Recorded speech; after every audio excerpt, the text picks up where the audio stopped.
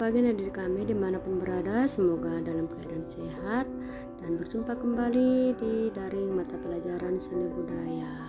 Materi kita yang pertama untuk di tahun ini yaitu mengenai memahami konsep, unsur, prinsip, bahan, dan teknik dalam berkarya seni rupa. Ya, adik kami pasti sudah sering mendengar kata seni rupa. Mari kita artikan terlebih dahulu.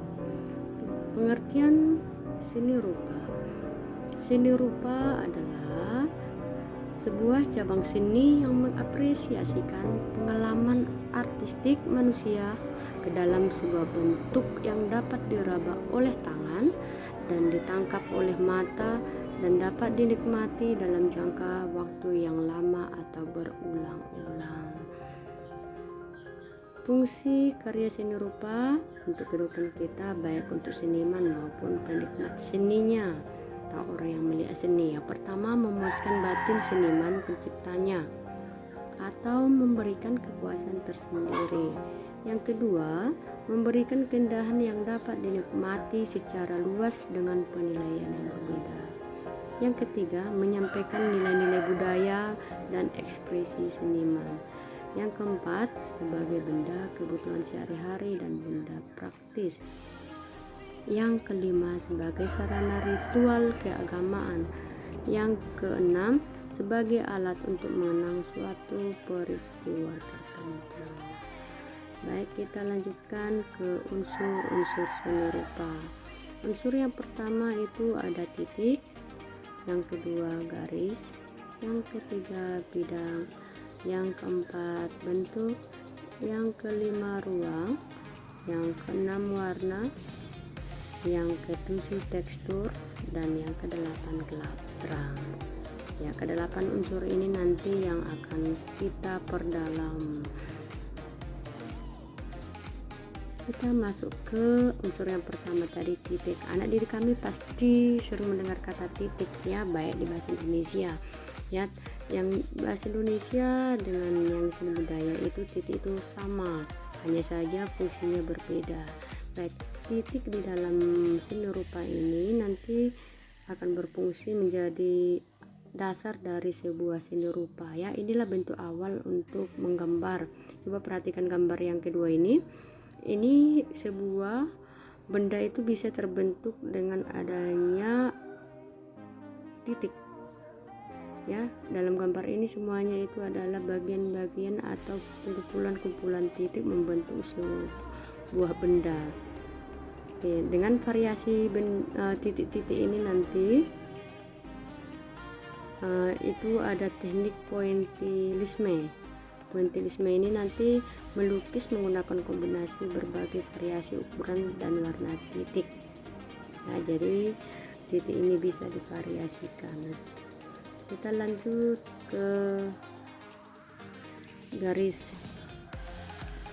Garis ini ada banyak jenisnya ya, coba perhatikan gambarnya. Coba kamu lihat dulu kira-kira yang kamu kenal itu garis itu ada berbagai macam jenis. Coba perhatikan anak-anak. Oke ya, ada garis lurus, ada garis lengkung, ada garis yang panjang, ada garis yang pendek, ada yang horizontal atau mendatar, ada yang vertikal atau ke atas, ada yang diagonal atau miring, ada yang berombak atau gelombang, ada juga yang putus-putus ya atau patah-patah, ada yang spiral ya. Nanti anak didik kami coba perhatikan yang manakah yang ibu maksud, yang ibu sebutkan satu-satu tadi ya. Nanti dengan garis ini juga akan bisa dibuat menjadi sebuah gambar.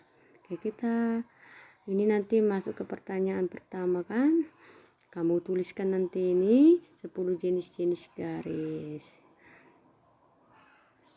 Lanjut kita ke jenis garis menurut wujudnya. Yang 10 tadi itu adalah menurut jenisnya. Sedangkan ini menurut wujudnya itu ada dua. Yang pertama itu garis nyata dan garis semu. Coba perhatikan kedua gambar itu. Apa perbedaannya?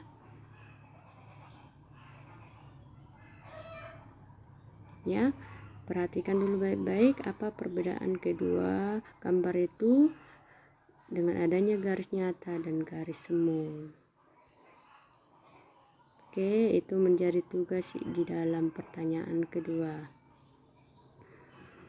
Apa perbedaan kedua gambar tadi ya, garis nyata dan garis semu?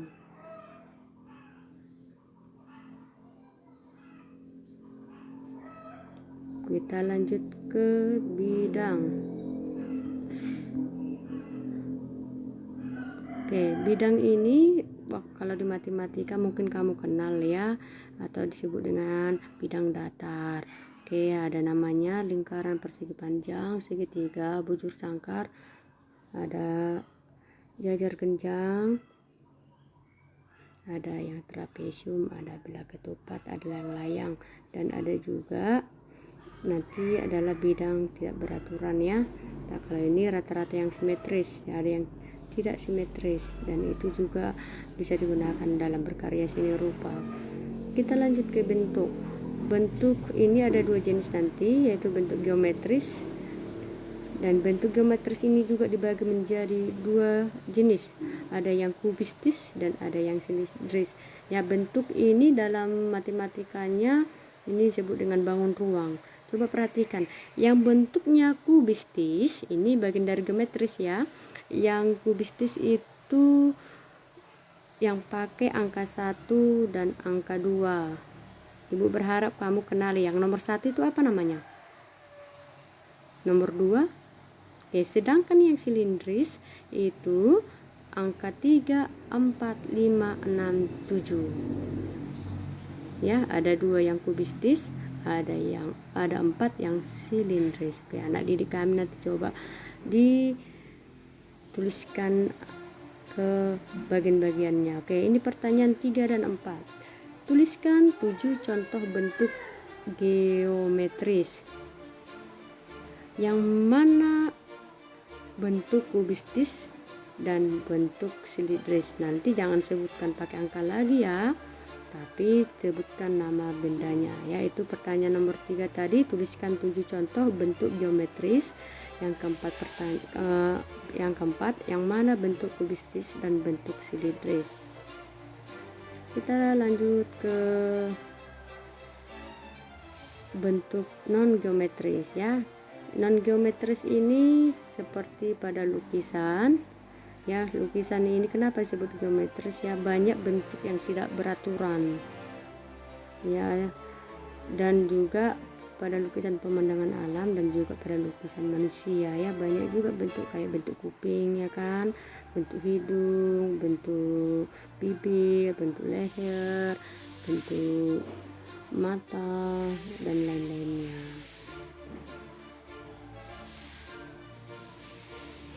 Kita ke pertanyaan yang kelima. Perhatikan gambar manusia dan gambar manusia itu ya. Coba perhatikan nanti gambar manusianya. Bentuk apa?